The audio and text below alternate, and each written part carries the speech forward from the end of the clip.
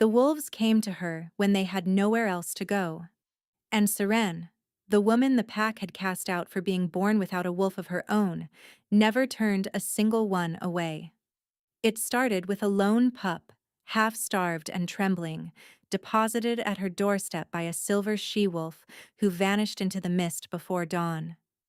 Then another came, and another. Soon the wolves of Valthorn were bringing her every orphan, every abandoned cub, every creature the pack deemed too weak to survive. She is wolfless, the elders had declared when she came of age without shifting. Incomplete, unworthy of pack. But the wolves disagreed. They came to her in the night, pressing their muzzles against her palms, curling around her fire, trusting her with their most vulnerable. Seren didn't understand why. She only knew she couldn't refuse them.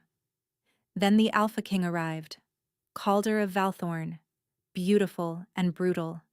A ruler whose own wolf had gone silent years ago. Some said dying, others said already dead.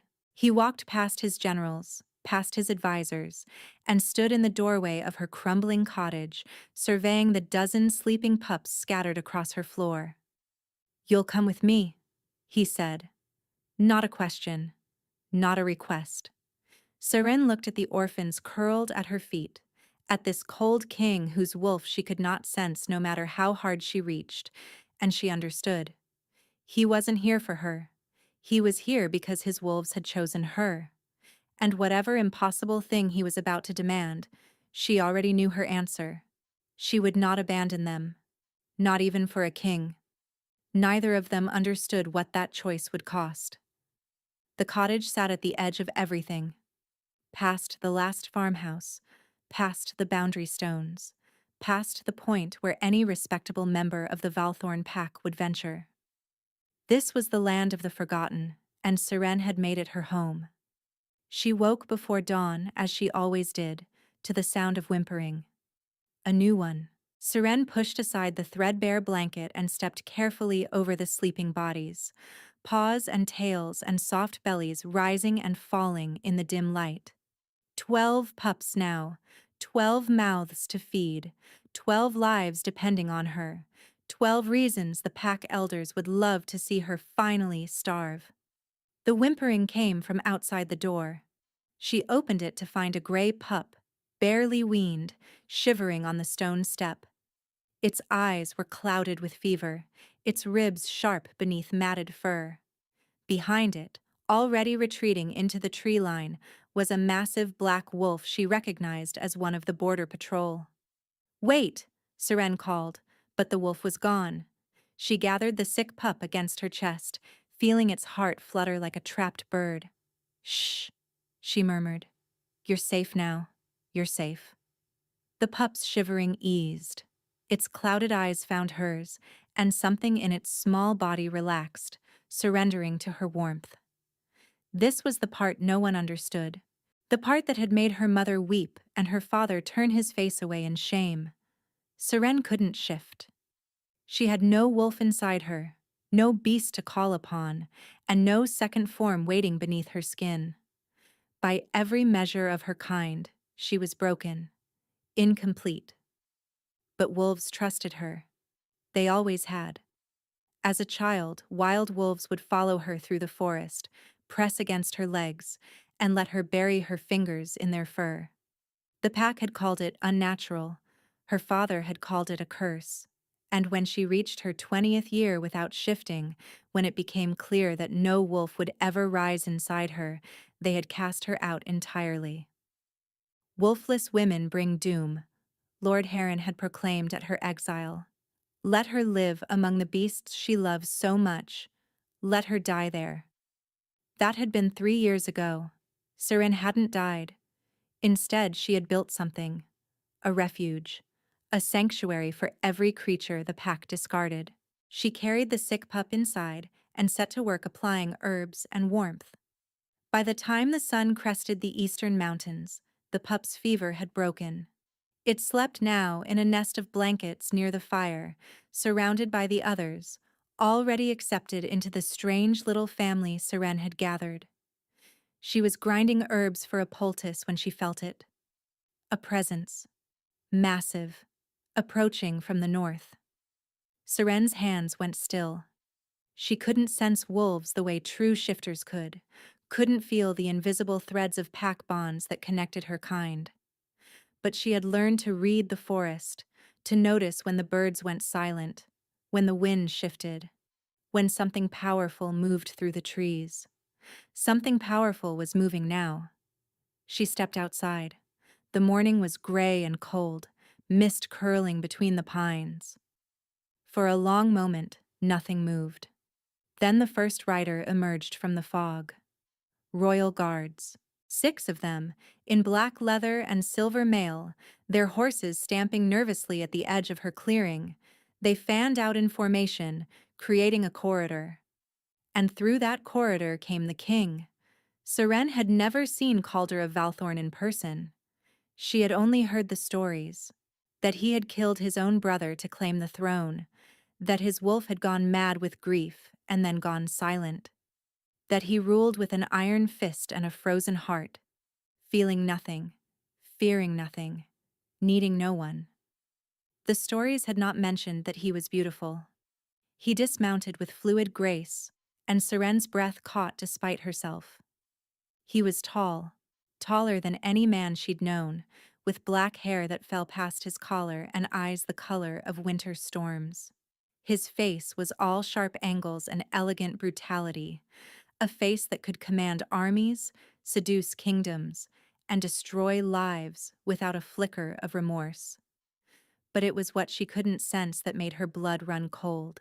Every wolf she had ever encountered she could feel, not through pack bonds, but through something deeper, something wordless, a warmth that reached from their beast to whatever broken thing lived inside her. She felt nothing from him. Where his wolf should have been, there was only silence. Cold. Empty. A void where a beast should live. "You are Seren," he said. His voice was low, controlled, utterly without warmth. The wolfless woman. She lifted her chin. The wind caught her copper hair, tangling it across her face. But she didn't look away. "I am." He studied her with those pale gray eyes, and Seren had the unnerving sense of being weighed, measured, found wanting. Behind him, his guards watched with barely concealed disgust. "My wolves come here," Calder said. It wasn't a question. "They bring me their pups," Seren replied. "The ones the pack won't raise. The ones that would die without care." "I'm aware." He stepped closer, and the cold radiating from him intensified. "I've been aware for some time. My border patrol reports to me. Every wolf that crosses into your territory, every pup left at your door." His jaw tightened. "They should not come to you. You are not pack. You are nothing." The words landed like blows, but Seren refused to flinch. "And yet they come." "Yes." Something flickered in his eyes, gone too quickly to name. "They do." He turned and surveyed her cottage, her garden, the small pen where 2 older pups were wrestling in the mud. His expression revealed nothing. "You will come with me to the capital," he said finally. Seren's heart stopped. "What?" "You'll be housed in the castle, given resources, staff, and proper facilities." He turned back to her, his gaze sharp. "The pups will come with you. All of them. You will oversee their care and raising under my authority." It made no sense. Kings did not visit wolfless outcasts. Kings did not care about orphaned pups. Kings certainly did not invite cursed women into their castles. "Why?" Seren demanded. For a long moment he didn't answer. Then he said, "Because my wolves have chosen you, and I would very much like to know why." He stepped past her toward the cottage door, pausing at the threshold to look down at the sleeping pups inside. Something crossed his face, so brief she almost missed it. Longing. Raw and desperate and utterly at odds with everything else about him. Then it was gone, and his expression was stone once more. "You have 1 hour to gather your things," he said, without turning. My guards will assist with the pups. And if I refuse? Now he turned. Those winter eyes met hers, and Seren felt a chill that had nothing to do with the morning air. You won't, he said quietly. Because refusing means abandoning them. And we both know you would rather die than do that. He walked into her cottage without permission, and Seren stood frozen in the doorway, heart pounding, mind racing. He knew. Somehow, impossibly, he knew the one thing that could compel her. And as she watched the Alpha King of Valthorn kneel beside a sleeping pup, reaching out with one careful hand to touch its fur, she saw it again. That flicker of longing. That desperate, hungry look. Like a man who had lost something precious and would burn the world to get it back. What have his wolves seen in me, she wondered, that their king cannot? And what will happen when he finds out? The journey to the capital took 3 days. Seren rode in a covered wagon with the pups, 14 now since 2 more had been brought to her cottage in the hour before departure. The guards had watched in disbelief as a pair of wild wolves emerged from the forest, each carrying a pup by the scruff, and deposited them at Seren's feet before vanishing. This is unnatural, one guard had muttered. This is exactly why she's coming, another had replied. The king rode at the head of the procession, never once looking back. Seren spent the journey caring for her charges. The sick gray pup from that morning, whom she had named Thistle, was recovering well. The 2 newest arrivals were siblings, a male and female with matching amber eyes, who refused to be separated for even a moment. She called them Bracken and Fern. Names helped. Names made them real, made them hers, made them something more than abandoned creatures no one wanted. You are wanted, she told each of them silently. You are mine. On the second night, they made camp beside a river. The guards erected tents with military precision, building fires and posting watches. Seren stayed in the wagon with the pups, unwilling to leave them alone in unfamiliar territory. She was settling Thistle into a nest of blankets when the wagon's canvas flap opened. The king stood there, silhouetted against the firelight. Walk with me, he said. It wasn't a request. Seren hesitated, glancing at the sleeping pups. They might wake. They're not used to... My guards will watch them. His tone brooked no argument. Walk with me. She climbed down from the wagon, painfully aware of her worn clothes, her unwashed hair, the dirt beneath her fingernails. The king looked like he had stepped from a painting, immaculate in black, every hair in place. They walked in silence toward the river, the sound of rushing water filling the space between them. The moon was full, casting silver light across the current. You've named them, Calder said finally. Seren blinked. The pups? Yes. Why? Because they're not things. She felt a flare of defensiveness. They're not cargo or resources. They're children. They deserve names. He was quiet for a long moment, staring at the water. When he spoke again, his voice was different. Softer. What are their names? Seren studied him, searching for mockery. She found none. The gray one is Thistle, she said slowly. The siblings are Bracken and Fern. The oldest is Rowan. He's nearly ready to shift on his own. The smallest is Moss. She was the first one brought to me, over a year ago now. She continued through the list. 14 names, 14 stories, 14 lives that mattered to her more than her own. The king listened without interruption. When she finished, he said, You love them. Of course I love them. Even though they're not yours. Even though you gained nothing by taking them in.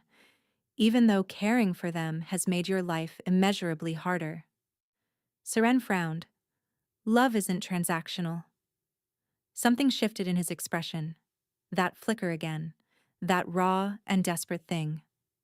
No, he said quietly. It isn't.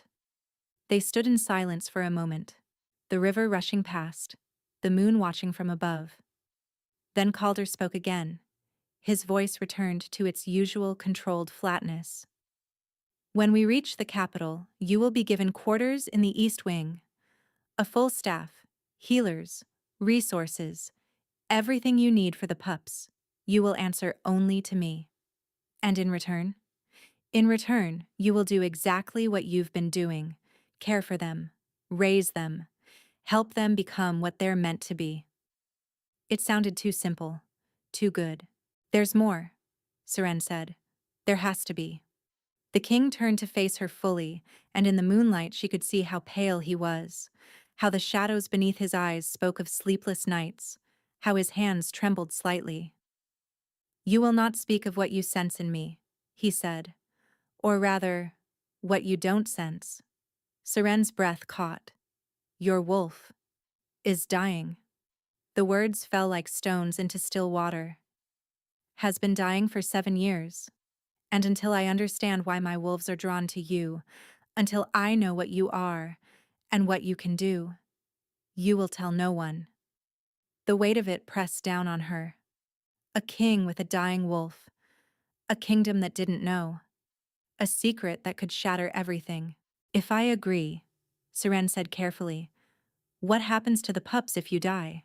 What happens to me? If I die, you'll have my protection in writing.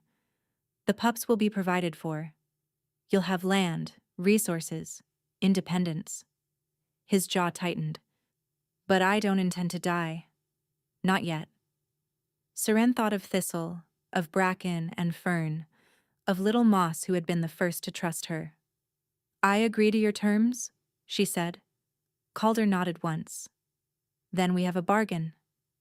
He turned to walk back to the camp, then paused, half turning, his profile sharp against the moonlight. Seren. It was the first time he'd spoken her name. Yes? My wolves chose you, he said quietly. I need to know why. But until I do understand this. His eyes met hers, and the emptiness in them was vast, terrifying, and lonely beyond measure. I will never be one of your strays. I will never be something you save. He walked away before she could respond. And Seren stood alone by the river, heart pounding, a single thought echoing through her mind. He's wrong. Whatever's dying inside him called out to me the moment he arrived. I just don't know if answering will save him or destroy us both. The capital city of Valthorn rose from the valley like a crown of stone and silver. Towers pierced the low-hanging clouds, their spires catching the weak afternoon light. The streets were packed with wolves in human form, merchants and nobles and common folk, all stopping to stare as the royal procession passed. Seren kept the wagon's canvas flap closed. She had no desire to be seen, but the whispers found her anyway. Is that her? The wolfless one? Why would the king bring such a creature here? Look at all those pups. What is she? Some kind of beast mother? She held Moss closer to her chest, the smallest pup whimpering at the noise and strange smells. Shh, Seren murmured. Almost there. The castle gates opened and the procession entered a courtyard larger than her entire village. Servants swarmed forward, guards barked orders, and somewhere in the chaos, the king dismounted and vanished into the palace without a backward glance. A woman in gray robes approached the wagon. You are Seren? She had silver hair and sharp blue eyes that missed nothing. I am Marin, head of the king's household. You and your charges will follow me. The word charges carried a weight of skepticism. Seren climbed down, Moss still in her arms, and gestured for the guards to begin moving the other pups. The two who were old enough to walk on their own, Rowan and a fierce little female named Sorrel, stayed close to her legs, growling softly at anyone who approached too quickly. Marin's eyebrows rose. They're protective of you. They're frightened, Seren corrected. This is all new to them. The East Wing was grander than anything Seren had ever imagined.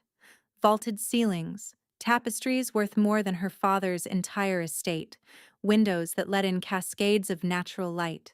Her quarters consisted of 6 interconnected rooms, a main chamber for her, A large nursery for the pups, a bathing room with heated water, a kitchen, a healing room stocked with herbs and medicines, and a small library. His Majesty has spared no expense, Marin said, her tone carefully neutral. You will have a staff of 8, including 2 healers who specialize in wolf pups. Meals will be brought 3 times daily. You are permitted to move freely within the East Wing, but access to the rest of the castle requires an escort. A gilded cage, Seren thought, but a cage, nonetheless. When will I see the king? She asked. Marin's expression flickered. His Majesty is not accessible. You will be summoned if and when he requires you. The door opened behind them, and a young woman swept in without knocking. She was beautiful in the way polished blades are beautiful, all sharp edges and gleaming surfaces. Her hair was copper red, her eyes golden, her bearing that of someone who had never been denied anything. So this is her, the woman said, circling Seren like a predator assessing prey. The wolfless wonder. Marin bowed stiffly. Lady Vivian, I wasn't informed you would be visiting. I go where I please. Vivian stopped directly in front of Seren. You don't look like much. Seren met her gaze without flinching. And you are? A flash of surprise, quickly masked. I am Lady Vivian Ashford, daughter of Lord Commander Ashford, future Queen of Valthorn. She smiled, and it didn't reach her eyes. Or I was, until the king decided to bring home a pet project. The implication landed like a slap. Future queen. This woman expected to marry Calder. And she saw Seren as a threat. I'm not here to be anyone's queen, Seren said carefully. I'm here to care for orphaned pups. Nothing more. Is that what he told you? Vivian laughed, the sound like breaking glass. The king doesn't do anything without reason. If he's brought you here, it's because you have something he wants. And when he's done with you, when he's extracted whatever use you have, he'll discard you like all the rest. She leaned closer, her voice dropping to a whisper. I've seen it before. The women who think they can reach him, the healers who promise cures, the witches who offer magic. Her eyes glittered. They all end up the same way. Broken, banished, or buried. Marin stepped forward. Lady Vivian, I must ask you to leave. Guest. Vivian's lips curled. Is that what we're calling it? But she withdrew, sweeping toward the door. At the threshold, she paused. A word of advice, wolfless one. Whatever you think you sense in him, whatever hope you're clinging to, let it go. Calder of Valthorn has no heart left to give. His wolf saw to that. Her smile turned cruel. Ask anyone what happened to his mate. Ask what he did when she died. Then tell me if you still want to save him. She was gone before Seren could respond. Marin exhaled slowly. I apologize for that. Lady Vivian is persistent in her ambitions.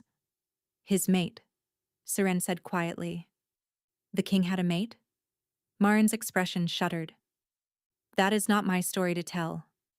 She left, and Seren stood alone in the grand chamber, haunted by words she couldn't ignore. What happened to his mate? What did he do when she died? She moved to the window looking out over the castle grounds. Below, she could see the king crossing a courtyard, flanked by advisors, his black coat stark against the gray stone. Even from this distance, she could feel it. That void, that silence, that terrible, aching absence where his wolf should be. It wasn't just dying, she realized. It was grieving. And whatever had broken inside him had happened long ago, long before she arrived, long before his wolves started bringing her their unwanted pups. But they had chosen her anyway. His wolves, the creatures who should have been extensions of his own soul, had looked at their dying king and decided that she, a wolfless outcast with nothing to offer, was the answer. Why? A soft whimper drew her attention. Thistle had woken and was padding toward her on unsteady legs. Seren knelt, gathering the pup into her arms. "I don't know what I'm doing here," she whispered. "I don't know what they want from me. I don't know how to save a king whose wolf has given up." Thistle licked her chin. And somewhere deep inside her, in that wordless place where wolves had always reached her, something stirred. A whisper. A pull. "Find him," it seemed to say. "Reach him before it's too late." Saren closed her eyes. She had spent her whole life being told she was incomplete, broken, unworthy. But wolves had always known better. Wolves had always seen something in her that others couldn't. If the king's wolves believed she could save him, then maybe they were right. And if Lady Vivian was also right, if trying to reach him would break her, banish her, or bury her, then at least she would have tried. She pressed a kiss to Thistle's head and made her choice. "I will find out what happened to him. I will find out why his wolf is dying. And I will not let him push me away, no matter how cold he becomes. The wolves chose me, and I do not abandon what is mine." 3 days passed before Seren saw the king again. She spent the time settling the pups into their new home, learning the rhythms of the castle, and carefully avoiding Lady Vivienne. The staff assigned to her were efficient but distant, clearly unsure what to make of the wolfless woman their king had installed in the East Wing. Only one of them showed genuine warmth. Her name was Brinley, a young healer with kind brown eyes and a gift for calming frightened pups. She had arrived on the second morning and immediately knelt on the nursery floor, letting Moss climb into her lap. "I raised 3 litters of my own before coming to the castle," Brinley explained. "Lost my mate in the border wars. The pups are grown now, but I miss having little ones around." Seren liked her immediately. On the 3rd day, Marin appeared at her door with an expression that suggested bad news. "You've been summoned to the Great Hall," she said. "The king is holding court. He wishes to present you formally." Seren's stomach dropped. "Present me?" "To the nobles, the pack leaders, the council." Marin's lips pressed thin. "Lady Vivian's father has demanded an explanation for your presence. The king has chosen to provide one publicly." A public spectacle. Seren would be displayed before the entire court, judged and whispered about, her wolfless status announced for all to hear. The dress was finer than anything Seren had ever worn. Deep green velvet that brought out the copper in her hair. Simple in cut, but clearly expensive. She stared at herself in the mirror and barely recognized the woman looking back. "You're still wolfless," she reminded herself. "No dress changes that." The great hall was enormous. Pillars of black stone rose to a vaulted ceiling painted with scenes of wolf hunts and ancient battles. Hundreds of nobles filled the space. At the far end, on a raised dais, sat the king. Calder wore black, as always. A crown of silver thorns rested on his dark hair, and his expression was carved from ice. Beside him, in a seat of honor, Lady Vivian glittered in gold, her smile triumphant. Seren walked the length of the hall alone. Every step felt like a mile. Whispers rose around her like smoke. Wolfless, truly wolfless. The king has lost his mind. She reached the dais and dropped into a curtsy, her heart pounding so hard she was certain everyone could hear it. "Rise," Calder commanded. She obeyed, lifting her chin, meeting his winter-gray eyes without flinching. "Lords and ladies of Valthorn," the king said, his voice carrying through the hall. "You have questions about the woman before you. I will answer them." Lord Commander Ashford, Vivian's father, stepped forward. He was a massive man with a warrior's build and a politician's eyes.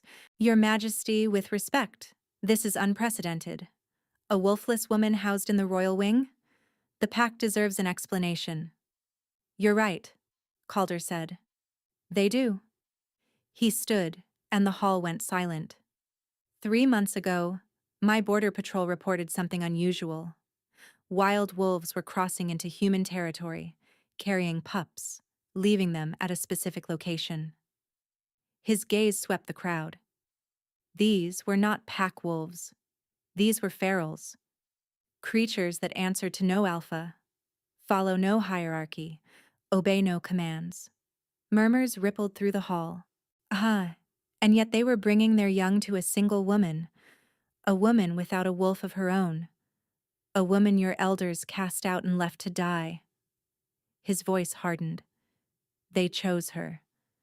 The wildest, most untamable wolves in my kingdom looked at this woman and decided she was worthy of their trust. Lord Ashford's jaw tightened. Feral wolves are beasts. Their judgment means nothing. Does it? Calder descended the steps slowly.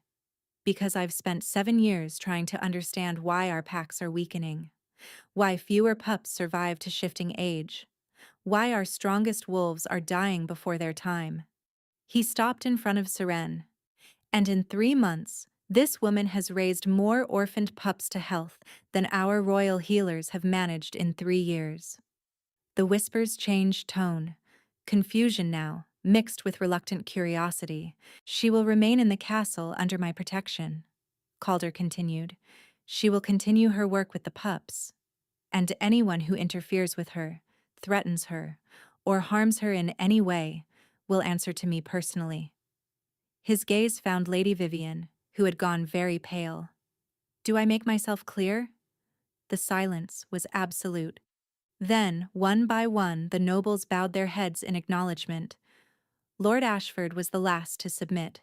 His bow was shallow, his expression murderous, but he bowed. Calder turned back to Seren.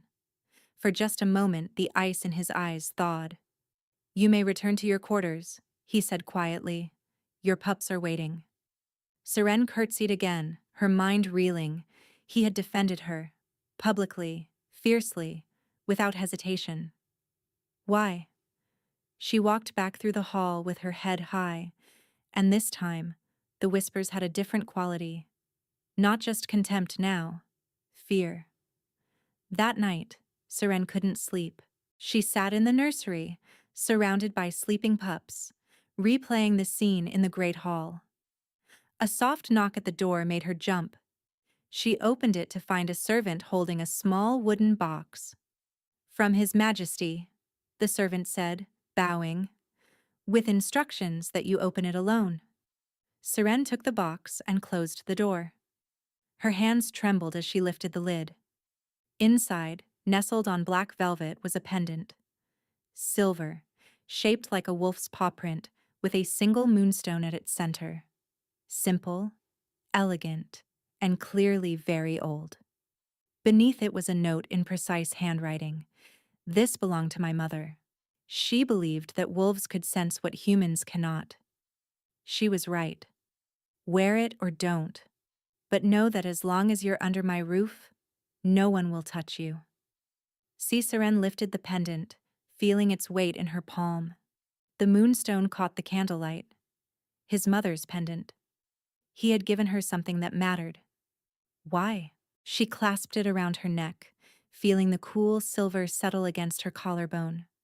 And somewhere in the castle, in chambers she had never seen, she could have sworn she felt something stir. A whisper of warmth in that vast, terrible void. Gone before she could be certain it was real. Weeks passed. Seren fell into a rhythm. Mornings were for feeding and health checks. Afternoons were for training, teaching the older ones to control their shifts. Evenings were for stories, for comfort, for helping the newest arrivals understand that they were safe. And the pups kept coming. 2 more in the first week. 3 the week after. Wolves she had never seen appearing at the castle gates at dawn, depositing their burdens and vanishing. By the end of the 2nd month, Seren was caring for 23 pups. This is unsustainable, Brinley said one evening, collapsing into a chair. We need more staff, more space. I know. Seren rubbed her temples. I'll request an audience with the king. But getting an audience proved impossible. Calder was always in meetings, always traveling, always occupied. Marin delivered polite refusals. The guards at his door turned her away. 2 weeks. 3. A full month without seeing him. And yet, gifts kept arriving. A set of healing texts from the Royal Library. A shipment of rare herbs. New blankets woven from the softest wool. Each accompanied by a note. For the pups. See, I'm told this remedy works well for fever. See, winter comes early this year. Keep them warm. See, he was thinking of them, of her. But he refused to see her. Then, on a night when the first snow was falling, everything changed. Seren woke to screaming, not human screaming, wolf screaming, the high, desperate sound of an animal in terrible pain. She was out of bed and running before she fully understood what was happening, following the sound through corridors she barely knew. The screaming led her to the West Wing, to the king's chambers. 2 guards blocked the door, their faces pale with fear. "You can't go in," one said. "His Majesty gave strict orders." Another scream tore through the air, and Seren felt it in her bones. Not just pain, grief, loss, the sound of something dying. "That's his wolf," she breathed. "His wolf is dying right now." "It happens sometimes." The guard's voice shook. "There's nothing anyone can do." Seren pushed past him. She heard shouting behind her, felt hands grabbing at her arms, but she was already through the door, already inside the king's private chambers, already seeing what no one was meant to see. Calder was on the floor. He was in his wolf form, or what remained of it. His shift was incomplete, frozen mid-transformation, fur and skin and something horrible in between. His body convulsed, his jaws open in a silent scream. 3 healers surrounded him, chanting, pressing herbs against his twisted form, doing nothing at all. "Get out," Seren ordered them. They stared at her in disbelief. "Now!" Something in her voice made them obey. They fled. And suddenly she was alone with the dying king. Seren knelt beside him. Up close, the wrongness was even more apparent. His wolf wasn't just dying, it was fighting. Clawing at something invisible, thrashing against chains no one else could see. "Calder," she whispered. "Calder, listen to me." His wild eyes found hers.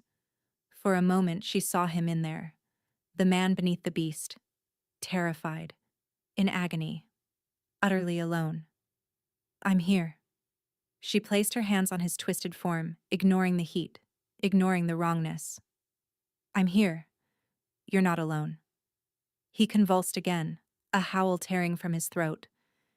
And Seren did the only thing she knew how to do. She reached, not with her hands, not with words, with that nameless thing inside her, that broken place where her wolf should have been, that emptiness that had always drawn other wolves to her. She reached into his pain and wrapped herself around it. "I'm here. You're not alone. I'm here." The convulsions slowed. His breathing changed, ragged gasps becoming something steadier. And then, impossibly, his form began to shift. Not forward into full wolf, but backward into man. Fur receding, bones reshaping until Calder lay on the cold stone floor, naked and trembling and completely human. His eyes opened. "You," he breathed. "Me." Seren was shaking too. "What happened? What was that?" He didn't answer. He was staring at her with an expression she couldn't read. Wonder, maybe, or fear. "You reached him," Calder whispered. "My wolf. You reached him when no one else could." "I don't understand what I did." "You anchored him." Calder's hand came up, gripping her wrist with desperate strength. "He was slipping away, dying, and you pulled him back." Seren looked down at his hand on her wrist. His skin was warm now. Not cold. Warm. "Your temperature," she said. "You're warm." "I know." His laugh was broken, almost a sob. "I haven't been warm in 7 years. 7 years. Since his mate died. Since his wolf went silent." "What happened to you?" Seren asked softly. "What happened to your mate?" The warmth vanished from his eyes. His hand dropped from her wrist. The wall was back. The ice. The distance. "You should go," he said. "The healers will wonder." "They can wonder?" Seren didn't move. "You just nearly died. I'm not leaving. That's not your decision. You made me your responsibility when you brought me here. Now you're mine too." The words hung between them, bold and impossible and true. Calder stared at her. For a long moment, neither spoke. Then, slowly, something in his expression shifted. Not a thaw, but a crack. The smallest fissure in his armor. "Her name was Lyrian," he said quietly. Seren went very still. "She was my mate, my heart, my everything." His voice was hollow. "And I killed her." The confession dropped into the silence like a stone into deep water. Seren's mind raced. He killed his mate. That's why his wolf was dying. Grief wasn't destroying him. Guilt was. "How?" she asked gently. But the crack had closed. The ice had returned. Calder pushed himself to his feet, wrapping himself in a robe and distance. "I'll leave," he said. "Now." "Calder." "That is an order, Seren." His back was to her, his shoulders rigid. "Go back to your pups. Forget what you saw here. Forget what I said. I can't forget." "You can. You will." He turned and his eyes were winter again. "Because if you don't, if you keep pushing, keep reaching, keep trying to save me, you will learn things you cannot survive knowing." He moved past her to the door, opening it, revealing the terrified guards clustered in the corridor. "Escort her back to her quarters," he commanded, "and ensure she stays there." Seren rose on unsteady legs. She walked to the door, pausing beside him. "You're wrong," she said quietly. "About what I can survive." She left before he could respond. But as the guards led her through the dark corridors, she couldn't stop thinking about what she had felt when she reached into his pain. His wolf hadn't been dying. It had been trapped, bound, chained by something. No, someone. And whoever had done it was still holding on. The next morning, Seren woke with a single purpose. She needed answers. The king had told her to forget. To stay in her quarters, care for her pups, pretend she hadn't seen what she saw. But forgetting was impossible. Every time she closed her eyes, she felt it again. That reaching, that connection. The sensation of something vast and desperate, clinging to her like a drowning man clinging to driftwood. His wolf was bound. She was certain of it now. But bound by what? By whom? And how did his mate's death connect to it? She needed to find someone who knew the history. Brinley. The healer was in the nursery when Seren found her, feeding a bottle to one of the newest arrivals, a tiny silver pup. "I need to ask you something," Seren said. "About the king's mate." Brinley's hand stilled. "That's not a topic anyone discusses," Brinley said carefully. "Not if they want to keep their position. Or their head. I'm not asking for gossip. I'm asking because I think it matters." Seren knelt beside her. "Last night the king's wolf nearly died. I reached him somehow, pulled him back. But what I felt. Brinley, his wolf isn't dying naturally. Something is holding it down, trapping it." Brinley's face went pale. She set the bottle aside. "What I'm about to tell you could get us both killed," she whispered. "You understand that?" "Yes." Brinley closed her eyes, gathering herself. The queen's name was Lyrian. She was beautiful, kind, beloved by everyone. She and Calder were true mates, the real kind, fated and bound from the moment they met. Her voice dropped lower. But not everyone was happy about the match. Lady Vivian's family? Among others. The Ashfords had been promised the throne for generations. When Calder chose Lyrian over Vivian, Lord Ashford was humiliated. He never forgave the slight. Seren's heart was pounding. What happened to her? She died in childbirth. The official story is that the labor was too difficult. The healers couldn't save her. And the baby died too. Brinley's jaw tightened. But there were rumors. Whispers that it wasn't natural.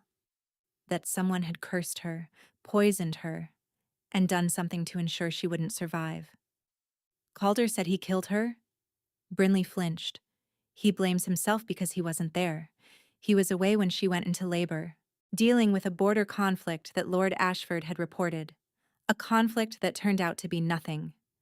By the time Calder returned, Lyrian was dead, the baby was dead, and his wolf. She trailed off.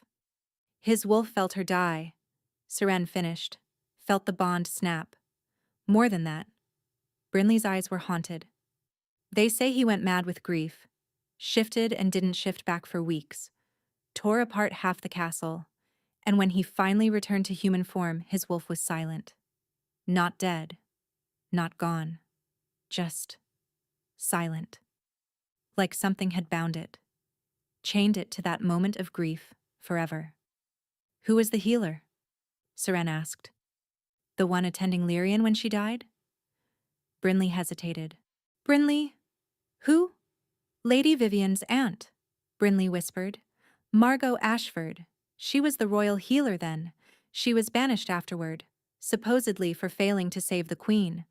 But she's still alive, living in the northern reaches, protected by Lord Ashford's money and influence. The pieces were falling into place, a false border conflict to draw the king away, an Ashford healer attending the birth. A death that conveniently removed the obstacle to Vivian's ambition. It was a trap, Seren breathed. They murdered her. You can't prove that. Brinley's voice was urgent. No one can. The Ashfords are too powerful. Even if you're right, there's nothing you can do. There's always something. She began carefully. Instead of asking direct questions, she listened. She made herself useful outside the nursery, building relationships with servants and guards. She learned which ones had been at the castle 7 years ago, which ones remembered the queen. A picture began to emerge.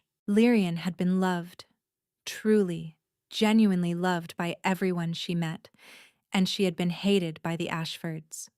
Lady Vivian used to follow her everywhere, one elderly maid confided, watching her, learning her routines. It was unsettling. The night she died, a guard told Seren quietly. I was stationed outside her chambers. I heard screaming. Not pain screaming, fear screaming, like she knew what was happening. Margot Ashford was the only one in the room, another servant whispered. She claimed the queen hemorrhaged, that there was nothing she could do. But when I cleaned the chambers afterward, there was barely any blood. Each story added a thread to the tapestry.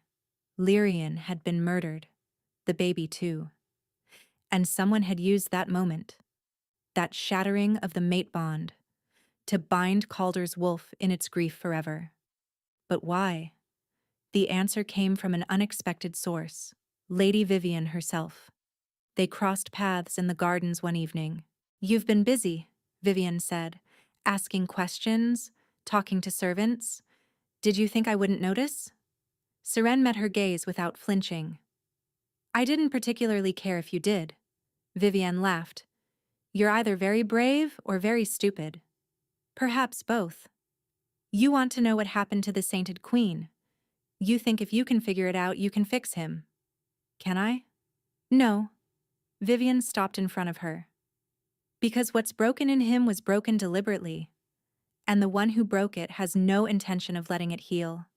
Seren's blood ran cold. You. My aunt is a healer living in comfortable retirement. Nothing more. But there was satisfaction in Vivian's eyes she couldn't hide. She leaned closer, her voice dropping to a whisper. The king's wolf is bound to his grief.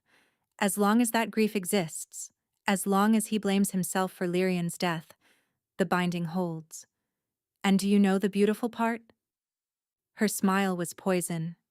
He can never be free unless he lets her go. But letting her go means admitting she was murdered. Admitting he failed to protect her. admitting that everything he's suffered for 7 years was caused by people he trusted.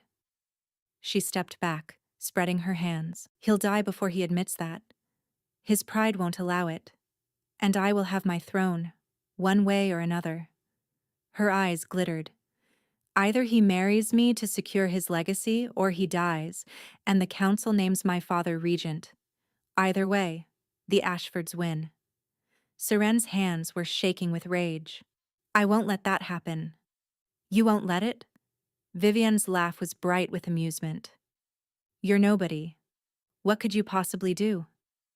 I pulled his wolf back from death when your binding nearly killed him. The amusement vanished from Vivian's face. Yes, Seren continued. I reached him. I anchored him. Whatever your family did to trap his wolf in grief, I broke through it. And I can do it again. For the first time, Vivian looked afraid. Stay away from him, she hissed. Stay away, or I will destroy you. Your pups, your staff, everyone you care about. I will burn it all to the ground. She swept away, her ladies-in-waiting scrambling to follow. And Seren stood alone in the darkening garden, heart pounding, mind racing. She had her answer now. She understood the trap, the binding, the terrible truth hidden for 7 years. But understanding wasn't enough. She needed to break it. And to do that, she needed the one thing the king had refused to give her: his trust. Seren found him on the battlements at midnight. The king stood alone, staring out at the darkness beyond the castle walls, his black coat whipping in the wind. Snow fell in soft spirals around him, catching in his dark hair. He didn't turn when she approached. You should be sleeping, he said. So should you. A ghost of amusement crossed his face. I don't sleep much anymore. Seren moved to stand beside him, close enough to feel the warmth still radiating from his skin. That warmth hadn't faded since the night she'd reached his wolf. I know what happened to Lyrian, she said. Calder went rigid. I know she was murdered. I know the border conflict was a trap to draw you away. I know Margot Ashford was alone with her when she died. And I know the Ashfords have been waiting 7 years for you to either marry Vivian or die so they can claim the throne. The silence that followed was terrible. When Calder finally spoke, his voice was barely a whisper. Who told you this? Everyone. No one. The pieces were all there, scattered across a dozen whispered conversations. Your people know the truth, Calder. They've always known.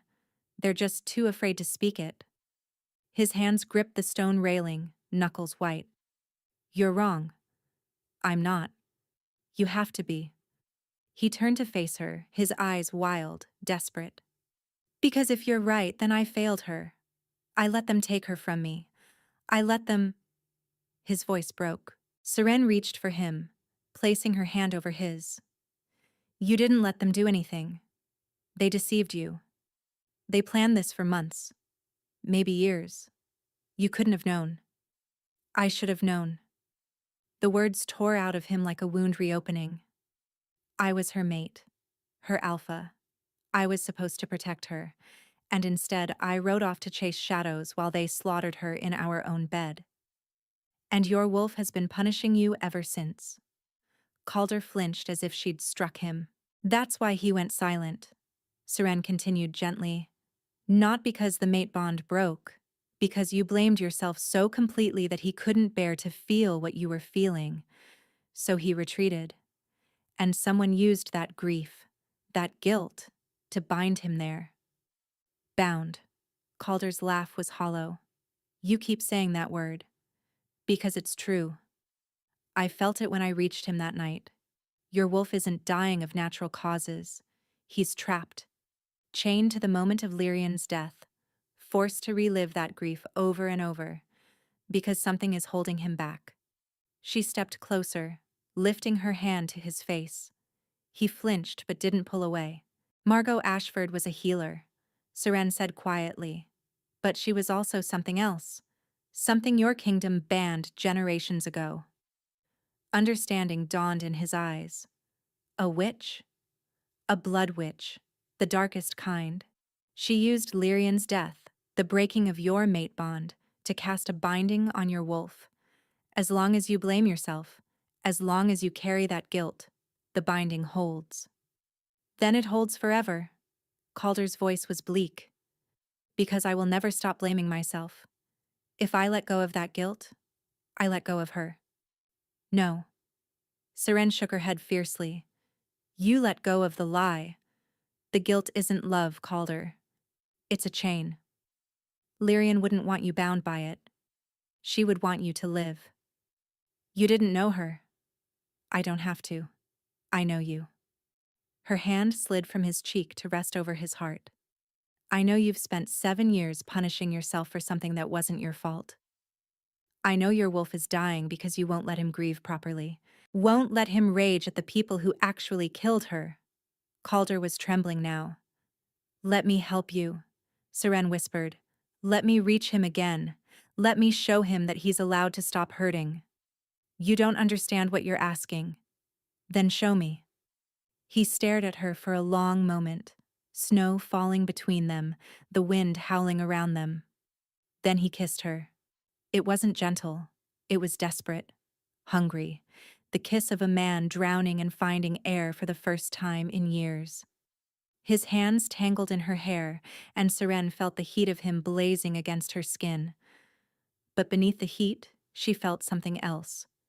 His wolf, rising, reaching back. She gasped against his mouth, and Calder pulled back, his eyes wide with shock.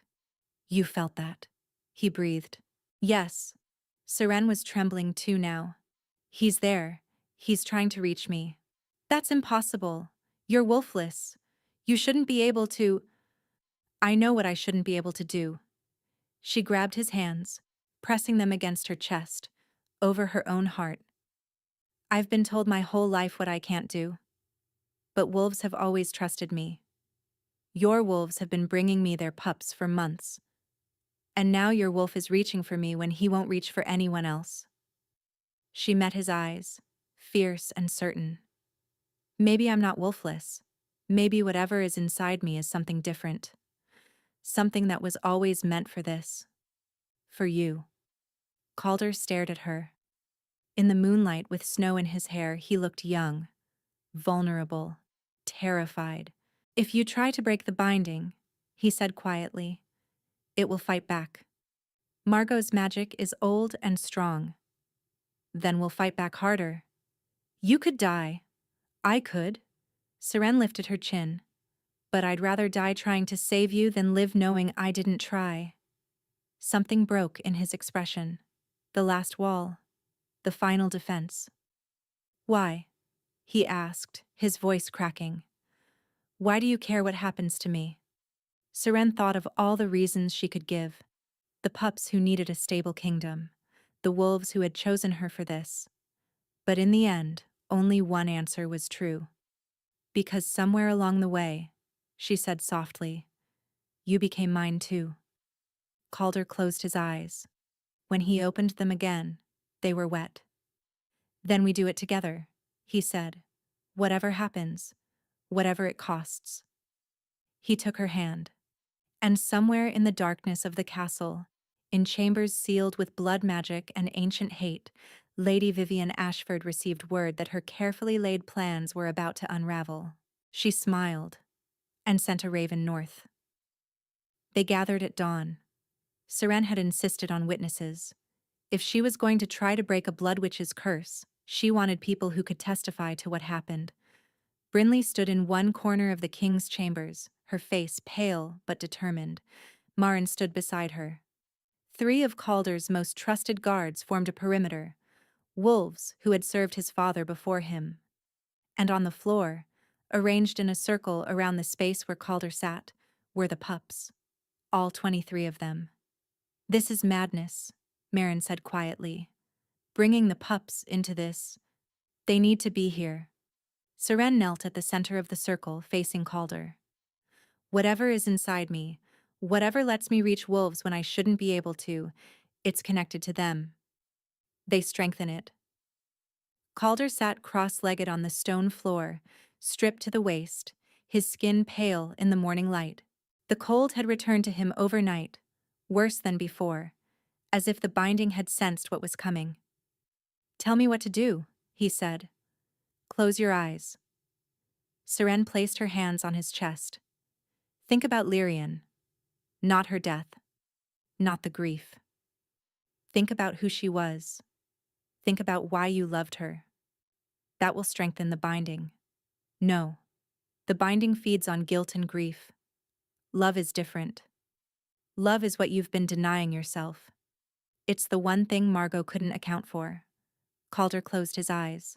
Seren closed hers. And she reached. It was different this time. Deeper. Instead of just brushing against his wolf, she dove into the darkness where he was trapped. She felt the cold first, a frozen wasteland of guilt and self-hatred. Then she felt the chains. They were made of memory. Every link was a moment from that terrible day. The message about the border conflict. The ride through the mountains. The return to find chaos. The moment when the mate bond snapped and his wolf felt Lyrian die. Each memory was a weight, dragging his wolf deeper into the ice. But beneath the memories, she felt something else. Warmth. Faint and flickering. "Show me," she thought. "Show me who she really was." The memories shifted. Suddenly she was seeing through Calder's eyes, Lyrian laughing in the gardens, her dark hair streaming behind her as she ran. Lyrian holding a newborn pup with such tenderness it made Seren's heart ache. Lyrian reaching for him in the darkness, her voice whispering words of love. This was what the binding had tried to bury. Not the grief, but the joy. The truth that Lyrian had been more than just a victim. She was real, Seren told his wolf. She was loved. She was happy. And losing her was a tragedy, not a punishment. Something stirred in the frozen darkness. "It wasn't your fault," Seren continued. "You were deceived. You were betrayed. But you didn't fail her. The people who killed her failed her. And they've been hiding behind your guilt ever since." The stirring grew stronger. It's time to let go. Not of her. Never of her. But of the lie that you deserve this pain. Deep in the ice, something cracked. A howl rose from the darkness. Not a howl of grief this time. A howl of rage. Yes, Seren thought. Feel it. Feel the anger you've been burying for 7 years. The ice shattered. Seren was thrown backward as power erupted from Calder's chest. She hit the ground hard, gasping, and looked up to see something impossible. His wolf was emerging, not a partial shift. A full, complete, glorious wolf, massive and silver white, his eyes blazing with fury that had been denied for far too long. He threw back his head and howled, and the sound shook the castle to its foundations. The pups answered him. 23 small voices raised in unison, a chorus of welcome and recognition. Their alpha was awake. Their alpha was free. And they were his pack, connected by bonds no blood magic could touch. Calder's wolf turned to look at Seren. For a moment she feared she'd made a terrible mistake, that his rage would consume everything. But then he padded toward her, his great silver head lowering, and pressed his muzzle against her palm. "Thank you," she felt him say. "Thank you for finding me in the dark." Tears streamed down Seren's face as she buried her fingers in his fur. Then the doors burst open. Lady Vivian stood in the entrance, flanked by her father's guards.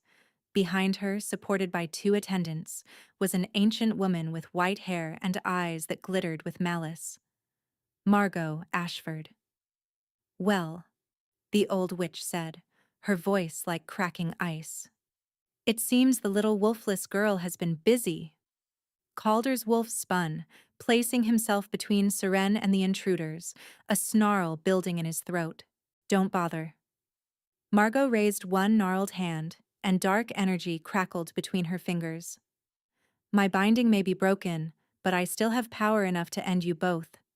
Then my niece will finally have what was always meant to be hers." "You murdered my mate." Calder's voice emerged from his wolf form, impossibly deep. You murdered my child. You've been torturing me for 7 years. And I would do it again. Margot's smile was cruel. The throne of Valthorn belongs to the Ashfords. It always has. She raised her hand higher, the dark energy building, and Seren stood. You're wrong about one thing, she said quietly. Margot's eyes narrowed. Oh? You called me wolfless. Seren walked forward, past Calder's protective bulk, toward the witch who had destroyed so many lives. My whole life, people have called me that. Broken, incomplete, wrong. The pups were standing now, forming ranks behind her. But wolves have never seen me that way. Wolves have always known what I am. Seren felt something rising inside her, something vast and ancient. I'm not wolfless. I'm something else entirely. She reached, not for Calder's wolf this time, for all of them, for the 23 pups who trusted her, for the wild wolves who had brought them to her door, for every wolf in Valthorn who had sensed her presence and felt drawn to her without understanding why. She reached, and they answered. Power surged through her like wildfire, not the power of a single wolf, but the power of a pack. Dozens of wolves, hundreds, maybe more, all lending her their strength.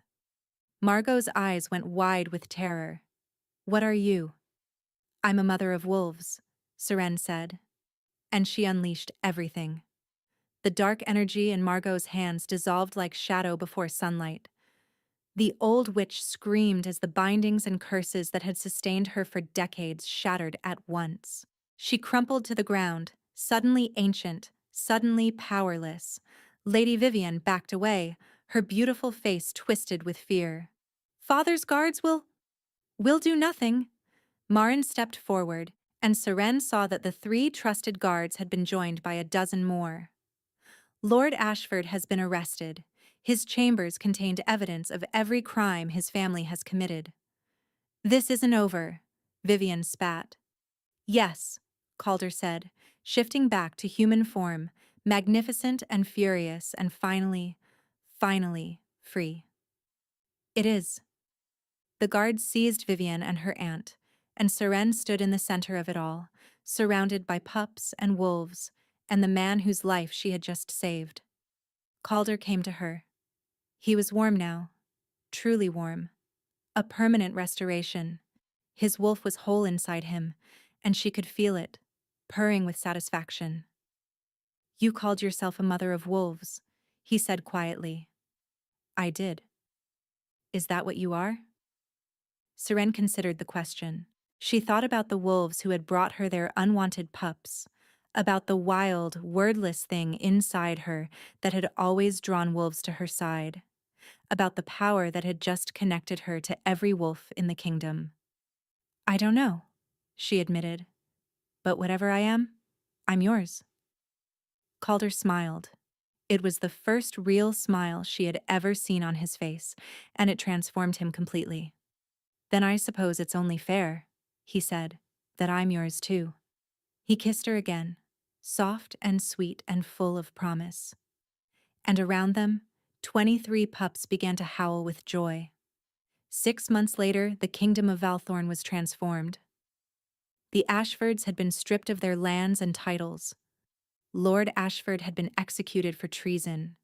Vivian had been exiled to a distant kingdom, and Margot, ancient and powerless, had died in her cell within weeks, her stolen life finally catching up with her. But the real change was harder to see. Wolves who had been abandoned began returning to the pack.